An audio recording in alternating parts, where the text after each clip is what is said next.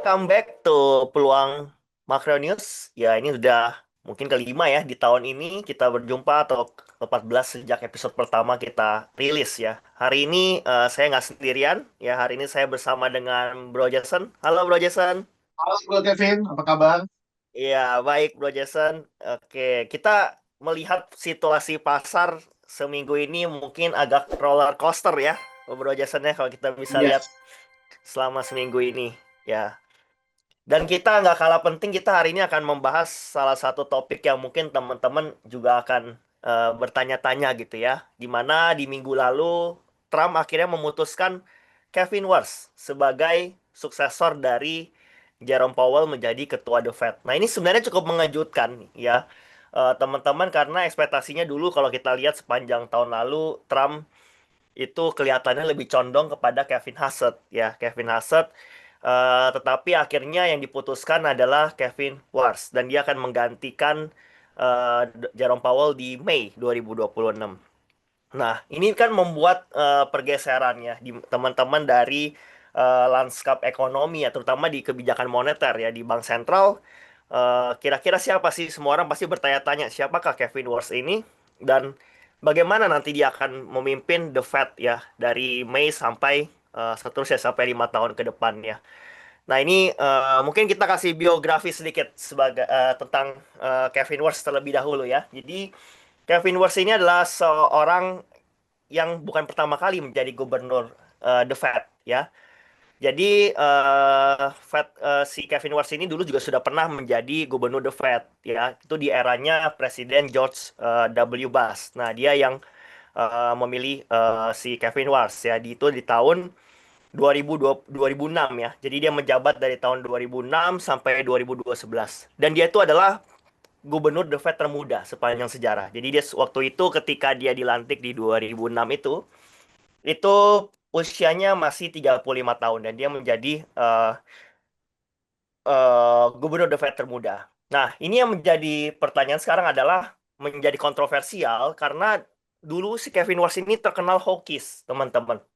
Ya, jadi dia adalah gubernur bank sentral yang dulu pada zamannya George W. Bush itu dia ingin melakukan program yang namanya quantitative easing. Jadi pelonggaran kuantitatif jilid 2 lah ya. Jadi Amerika kan melakukan QE berkali-kali ya sepanjang sejarahnya. Nah, waktu itu Kevin Warsh adalah salah satu gubernur bank sentral ya dari 12 orang itu yang sangat vokal dan kritik terhadap wacana tersebut. Ya, karena dia menganggap inflasi adalah yang paling penting gitu ya. Jadi dia nggak mau menurunkan suku bunga. Nah, itu kan tentunya buruk untuk market ya kalau teman-teman yang berkecimpung di dunia market ya finance, tentunya kalau suku bunga rendah tentunya banyak likuiditas dan pasar saham dan juga pasar kripto cenderung lebih naik gitu. Nah, dia adalah kritikusnya sangat keras. Dia menolak adanya penurunan suku bunga dan akhirnya dia bahkan mengundurkan diri sebagai bentuk protes dari kebijakan yang diambil karena waktu itu tetap kebijakannya tetap QE dan dia akhirnya mengundurkan diri. Jadi dia sebelum bergabung dengan The Fed juga dia punya kapasitas juga, dulu dia pernah bekerja di Morgan Stanley ya. Dia menjadi asisten khusus presiden juga sebagai untuk kebijakan ekonomi, kemudian dia berpindah ya, dia juga ke Stanford gitu ya dan juga punya hubungan yang sangat dekat dengan investor legendaris ya. Waktu itu Duncan Miller ya. Jadi dia punya malang melintang lah. Dia juga bukan cuma orang yang benar-benar ini, tapi dia adalah orang yang di market juga waktu itu pernah di Morgan Stanley. Dia juga menjadi analis kebijakan utama ya. Dia juga ngambil pendidikannya juga kebijakan publik gitu ya di Universitas Stanford ya. Dan juga dia juga ambil hukum di Harvard. Nah, ini dia terkenal agak sedikit hawkish nih. Nah, bagaimana nih pandangan Bro Jason dengan akhirnya pelantikan nanti Kevin Warsh untuk menggantikan Jerome Powell di Mei 2026? Ya, Ya, jadi memang benar ya Bro Kevin ya. Narasi besarnya kan adalah terkesan Kevin Walsh ini adalah seorang hawkish dan bearish buat pasar keuangan. Dan kita bisa lihat ya, ketika Kevin Walsh dipilih kan langsung hampir semua komoditas yang terkait dengan katalis The Fed semuanya runtuh ya kan. Ada yes. ada emas, ada perak, kripto dan lain-lain gitu kan. Jadi ya kayak kekesan nih kayaknya hawkish banget nih si Kevin Walsh ini. Padahal sebenarnya kalau kita lihat kan banyak disebarkan di media sosial dan media massa, statement Kevin Walsh yang keras terhadap QE dan inflasi itu sebenarnya zaman dulu ketika pas Kevin Ross masih memimpin, yang mana itu sudah lama banget kan di tahun 2008 ya kan, dan sekarang ini Yes. sudah 17 tahun kemudian.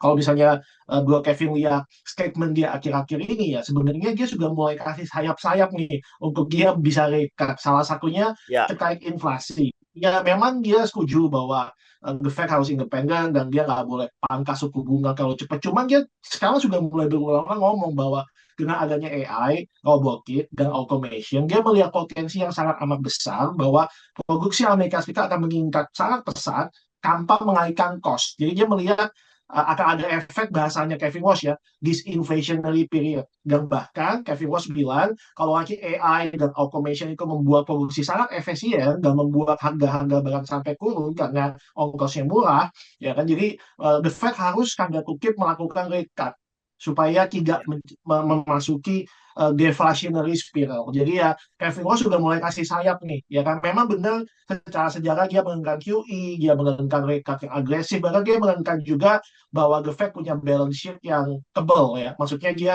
Ya. membuyback Betul. US GAAP Treasury di market, dan si Kevin Ross juga punya mekanismenya juga. Jadi mekanisme yang disiapkan Kevin Ross adalah sekarang dia juga berjanji ya, sudah mulai kasih kisi-kisi ketika era dia memimpin, nanti bank yang selama ini dibatasi jumlah maksimum dia bisa beli US Treasury, nanti bank ini tanda kutip dia bisa beli US Treasury berapapun. Jadi kan bayangkan eh, bank bisa kasih deposito ke nasabahnya dengan bunga 0,5 1%. Nah, uang yang dia dapatkan dari dana pihak ketiga, bank-bank swasta ini bisa dibelikan US Treasury bond dengan yieldnya let's say 3-4. Berarti akan terjadi net interest margin yang lumayan dan Ya. tanpa resiko. Memang ada potensi. Nah, ini yang si Kevin Ross juga kelihatan melakukan QE diam-diam. Memang kan potensinya kalau misalnya bank swasta beli obligasi pemerintah Amerika Serikat ada resiko harga kan, Bro Kevin kan. Suku bunga Yes. bisa naik, bisa turun. Harga obligasi bisa jatuh di bawah 100, di bawah Mm. par value. Which means akan menjadi unrealized loss di buku balance sheet-nya bank. Nah, cuman kalau sampai itu kejadian, itu sudah disiapkan mekanisme oleh Kevin Ross di mana bank bisa bisa menjual obligasi yang rugi itu ke the Fed dengan posisi par value. Bukan posisi market value, tapi par value, jadi 100, dinilai 100, jadinya kan nggak Ya. kutip, nggak ada resiko buat bank. Jadi ya si Kevin Ross ini ninggalin yang awalnya the Fed, bank sentral yang melakukan intervensi pasar, sekarang bank swasta, commercial banking, investment banking diizinkan buat melakukan intervensi ke pasar. Jadi dipindahin bobot intervensi. Jadi sebenarnya kalau boleh dibilang pakai istilah Indonesia serigala berbulu domba. Atau misalnya kita bisa bilang ini goldfish berbulu hawkish gitu ya. Jadi kayak tanda Berbulu. kutip kesannya hawkish, padahal kalau kita lihat baik-baik dia nggak hawkish-hawkish banget sebenarnya buat Kevin. Ya. Betul ya, jadi memang Kevin Wars ini kan dia sudah mulai terbuka ya di statementnya pun di luaran juga sudah mulai agak dovish gitu ya, karena kan dia juga dipilih oleh Donald Trump ya kan, dia udah mulai bermain dengan Donald Trump, dekat sangat dengan Donald Trump, dan juga Donald Trump kan juga punya keinginan agar suku bunga terendah-rendahnya gitu ya, diberikan di level yang rendah-rendahnya. Karena apa? Karena tentunya Amerika punya kepentingan karena sekarang utangnya sudah sentuh 38 triliun US dollar ya, Bro Jason ya. Jadi kalau dia menambah Yes. utang lagi di kala suku bunga yang tinggi seperti ini, itu akan habis, akan backfire ke dia gitu ya. Jadi memang eh, mungkin kalau saya lihat dengan terpilihnya Kevin Wars, itu yang mungkin akan menjalankan misinya Donald Trump untuk menurunkan suku bunga serendah-rendahnya. Tapi ya tadi di situ ada concern sedikit di masalah balance sheet the Fed itu ya, yang memang si Wars itu kan memang kritikus sekali terhadap membengkaknya neraca the Fed ya. Kalau neraca the Fed itu eh, membengkak seperti itu, kalau dia mau turunkan, artinya kan ada likuiditas yang terserap. Jadi likuiditasnya di market jadi lebih kecil. Walaupun demikian, harapannya dengan suku bunga yang tadi diturunkan juga ya, itu akan bisa offset likuiditas juga dari penyerapan dari si balance sheet. Ya seperti itu ya Bro Jason ya. Kurang lebih. Betul. Eh, nah, terus kalau kita lihat Kevin Wars apabila memang nanti terpilih, ya dia juga sekarang kalau kita lihat statementnya akhir-akhir ini dia eh, menganalogikannya seperti Greenspan 2.0. Jadi waktu itu ada gubernur The Fed juga ya tahun 90-an namanya Alan Greenspan. Nah, dia juga tetap menahan suku bunga di situ, ya. Walaupun inflasi sedang tinggi, bahkan dia turunkan akhirnya karena memang punya alasan yang sama, yaitu alasan bahwa teknologi membuat cost menjadi lebih murah, sehingga secara struktural marketnya itu sebenarnya disinflasi. Ya, seperti itu. Jadi memang Kevin Watts pun juga mengidolakan Alan Greenspan gitu ya sekarang ya. Dan dia menganalogikannya sekarang seperti Greenspan 2.0. Ya, cuma mungkin kita harus melihat nanti, ini masih jauh juga ya Bro Jason ya, sampai Mei 2026, dan nanti kalau misalnya Kevin Watts terpilih, apakah dia akan melakukannya, ya kan? Kemudian juga ada sedikit masalah juga nih Bro Jason. Jadi kan kalau misalnya si Kevin Watts ingin supaya neraca The Fed tidak membengkak, itu sebenarnya tidak sejalan dengan keinginan dari Donald Trump ya, karena dia pengen yang murah gitu ya, pengen pengen housing itu murah. Jadi bond marketnya itu kalau dia misalnya memaksa untuk menurunkan likuiditas ya, jadi dengan melakukan penurunan neraca The Fed itu akan membuat em, kurvanya menjadi bear steepening, dan itu sebenarnya tidak sejalan dengan juga dengan niatnya Donald Trump supaya housing itu bisa murah gitu ya. Jadi memang itu ada sedikit keterbalikan nih Bro Jason nih. Ya, kalau kita lihatnya dari The Fed maupun juga kebijakan dari pemerintahnya. Nah, ini mungkin Bro Jason ngelihatnya seperti apa nih? Kalau melihat dari kurvanya nanti, apakah mungkin nanti akan menjadi bear steepening gitu, atau setelah nanti si Kevin Watts masuk gitu ya, jadi the Fed, mungkin dia akan pakai pendekatan lain gitu ya?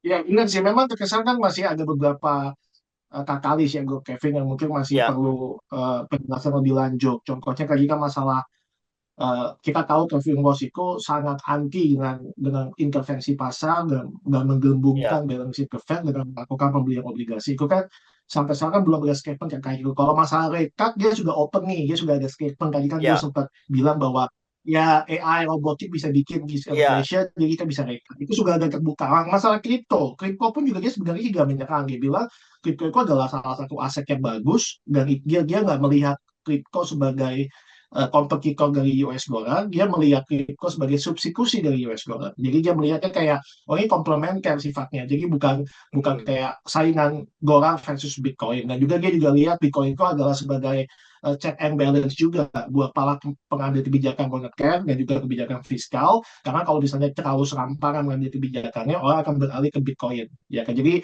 dia melihat Bitcoin itu adalah sebagai check and balance mekanisme di pasar. Jadi dia tidak melihat Bitcoin ataupun kripto itu sebagai ancaman. Jadi dan dia juga terus mengedepankan bahwa deregulasi harus terus didengungkan di industri keuangan secara global dan secara nasional di Amerika Serikat. Jadi mungkin ada beberapa benang merah yang kita mesti pelajari lebih lanjut ya, Bu Kevin. Karena kita kan tahu ya, nih, Kevin Watts jelas hmm, bilang bahwa nanti bank itu boleh melakukan pembelian obligasi tanpa batas. Karena di peraturan sekarang tuh ada batasan berapa persen dari modal bank swasta di Amerika boleh beli US Treasury. Nanti di yes, zaman Kevin Ross tidak ada batasan, mau sampai 1% pun boleh.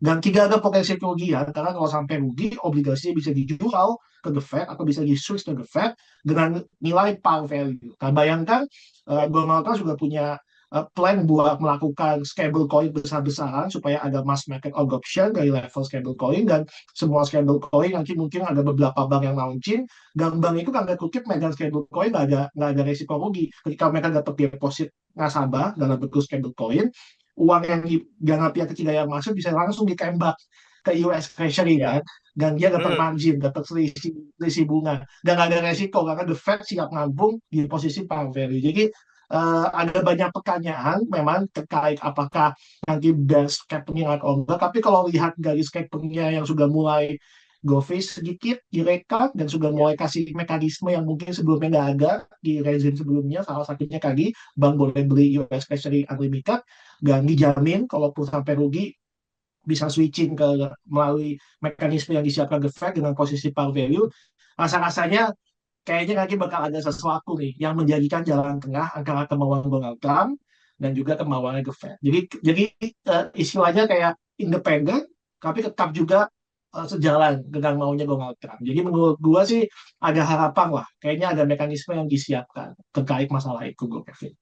Oke, mantap. Ya, jadi em, kalau mungkin bisa saya tarik kesimpulan sedikit gitu ya, nanti mungkin ya kalau untuk masalah yang terjadi di pasar obligasi ataupun nanti curve-nya seperti apa itu mungkin nanti akan berjalan, kita tahu jawabannya gitu karena kita harus perlu menarik benang merahnya. Tapi satu hal yang pasti ya Bro Jason ya, kalau saya lihat dari kebijakan dan juga ngelihat dari gerak-geriknya Kevin Wars ya dan juga statement-statement beliau di media, satu hal yang pasti ini akan menyebabkan penurunan kekuatan dari dolar indeks ya.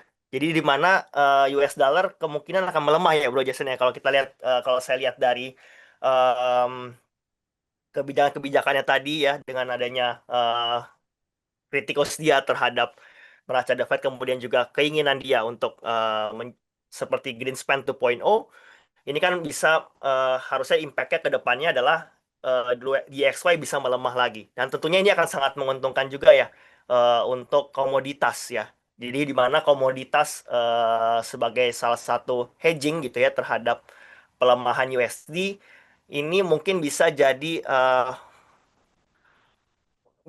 play kita nih di tahun 2026. Nah, mungkin bagaimana pandangan Bro Jason ya? Menurut saya mungkin dengan adanya pelemahan US dollar ini, emas itu akan menarik ya Bro Jason dan juga komoditas lainnya di sepanjang tahun ini. Kalau Bro Jason melihatnya seperti apa nih untuk Iya komoditas? benar sih, dan juga sebenarnya Bro Kevin, karena kita juga percaya sebagai peluang bahwa emas dan komoditas itu akan memasuki era super cycle karena geopolitiknya sangat panas. Kalau bro Kevin notice, kita juga udah launching nih bro, IKF baru, ya kan? Kita Oke. ada titik baru di peluang, namanya GDX, itu Fund at Wow. Gold Miner. Kita juga ada GLD, yang ETF-nya physical gold, dan banyak banget deh ETF yang terkait gold dan silver yang teman-teman bisa cek nih di aplikasi peluang. Tapi kita baru launching satu ya bro Kevin, yang namanya GDX ya, betul ya bro Kevin ya, Yes, itu salah yang satu baru yang launching. bagus juga, likuiditasnya juga luar biasa ya, teman-teman ya. Iya, GDX. jadi kita memang melihat di eranya siapapun nanti gubernur The Fed-nya, satu hal yang pasti dan kita tidak bisa menafikan adalah kelihatan dominasi US dollar perlahan demi perlahan itu mulai menghilang, ya kan, karena banyak sekali central central bank di dunia yang bukan Amerika Serikat sudah mulai mengurangi posisi US dollar dan switching ke emas. Mereka berusaha mencari alternatif karena mereka merasa ini saat yang tepat buat mereka pelan-pelan mengurangi pengaruh US dollar dalam sistem keuangan mereka. Jadi ya ada satu tren besar yang tidak bisa dipatahkan karena kita bisa lihat gold yang biasanya safe haven dia bisa naik 65% dalam sekali, itu kan Ya, hal yang sangat jarang ya, dan dia bisa koreksi juga dengan jumlah yang sangat masif dalam dalam kacamata gold yang biasanya sangat safe dan gerakannya hanya 1%, 2%, maksimal 3%, bisa gerakannya iya, sangat agresif, bisa persen sehari, 6% sehari, dan sekali bisa naik 70%. Jadi ini kan jelas berarti kan ada sebuah klaim besar di balik ini semua, dan klaim besarnya adalah banyak sekali pihak-pihak dan juga negara dan juga institusi yang mulai mengurangi cengkraman USD pada balance sheet mereka. Jadi ya itulah kenapa kita melihat bahwa komoditas salah satu aset yang tanda kutip tidak dikuasai salah satu negara atau minimal tidak dikuasai Amerika Serikat. Ya kan? Jadi sehingga orang punya alternatif untuk emas, perak, tembaga, dan lain-lainnya. Makanya kita mungkin akan terus launching ETF berbau komoditas di peluang. Nah, salah satunya yang baru launching adalah ETF yang isinya tambang-tambang emas. Tadi namanya GDX. Jadi teman-teman bisa pantau nih habis ini.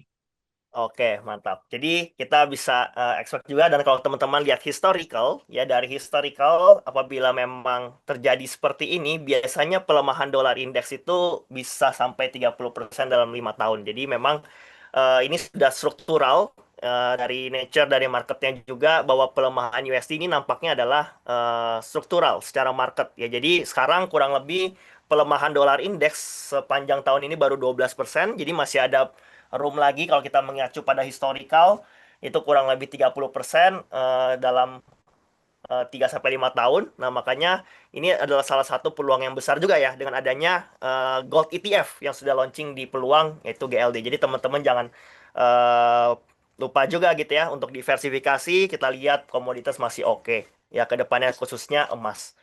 Nah, mungkin kita akan Ya, bacakan kalau Kevin, pertanyaan ya. Hmm? pertanyaan nih bro Kevin mungkin sebelum closing kan kita cuma Yes, punya waktu 5 menit. betul. Ada pertanyaan masalah Bitcoin nih bro Kevin. Kayaknya Kevin bahas Kevin. Semoga QE gigas, Bitcoin, kripto, rebound kedua. Nah kira-kira gimana nih bro? Apakah kripto akan ada efek di gubernur efek yang baru? Kebetulan kan turun terus nih harganya, ya kan? Betul, ya mungkin teman-teman lagi pada pusing gitu ya dengan bahkan menyambung-nyambungkan dengan 4 year cycle gitu ya. Apakah masih ada 4 year cycle? Ini kenapa kok turun harga BTC ya sampai saat ini pun BTC mungkin sampai saat kita di podcast ini sudah turun seminggu itu kurang lebih 6% ya di level sekitar 71.000 gitu ya. Jebol support kuatnya kan 74.000 ya. Mungkin teman-teman sekarang lagi berada di posisi yang bingung ini harus bagaimana. Nah ya, jadi kalau kita lihat memang flow-nya itu memang larinya masih ke komoditi seperti gold, silver ya kalau kita lihat ya sampai sejauh ini ya teman-teman karena em, nampaknya ya, jadi belum semua itu setuju atau konsensus BTC adalah safe haven asset. Ya, that's why larinya ini lebih ke komoditas-komoditas yang memang sudah teruji ratusan tahun ya, yaitu gold, silver, dan juga copper. Nah, tapi apakah teman-teman saya melihat BTC masih oke? Ya, itu saya rasa tetap oke ya teman-teman kalau sampai sejauh ini karena kita lihat tahu teman-teman ETF juga kita lihat institusi pasar gitu ya bahkan fund manager kelas dunia BlackRock itu sudah terlanjur nyemplung di sini dan posisinya masih banyak di BTC ini jadi sebenarnya BTC sudah menjadi salah satu aset kelas yang too good to fail ya jadi memang saya rasa ke depannya BTC masih punya peluang yang oke karena memang sebenarnya dia nature-nya mirip seperti gold kan dia punya supply yang terbatas segala macam ya tapi memang flow-nya masih ke sana dan baru masih mau mengarah ke arah safe haven asset gitu that's why masih sedikit lumayan volatilitas dan juga kadang-kadang sudah tidak kadang-kadang sedikit nggak ngikutin makroekonomi lah ya kalau kita lihat karena memang masih dalam proses arah ke sana gitu. Nah, tapi kalau teman-teman lihat in short term, saya rasa masih perlu waspada. Jadi teman-teman mungkin yang baru mau masuk BTC mungkin agak waspada gitu. Jangan langsung masuk semuanya gitu ya. Mungkin dicicir perlahan-lahan gitu ya. Dan saya melihat masih ada potensi BTC bisa ke 60K ya. Mungkin kurang lebih di around 64K. Nah, baru setelah itu mungkin ada akan rebound lagi. Yaitu mungkin prediksi saja. Tapi saya lihat ke depannya masih oke ya. Ya, mungkin dari Bro Jason ada tambahan itu sedikit.